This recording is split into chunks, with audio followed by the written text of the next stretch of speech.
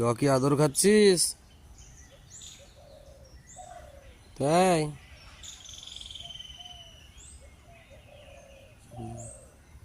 থেমে যা। এই থামিস না, এই দে বলছে থামিস না। হাত সরি দে, হাত সরি দে একবার দেখি। এই আদর কর, এ সাবাস ভাই, সেই সেই। থামিয়ে দিলে হবে না, তাই তো?